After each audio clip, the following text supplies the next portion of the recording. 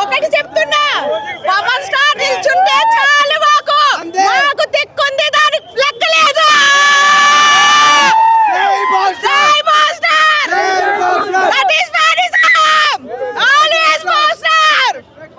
రాజుల గురించి కూడా తెలుసుకోవాలి. చాలా బాగుంది మూవీ. చాలా కీరవాణి హీరో తీసాడు, ఆస్కర్ విన్నర్ కదా, ఇంకేం చెప్తా చెప్పండి. చాలా బాగుంది.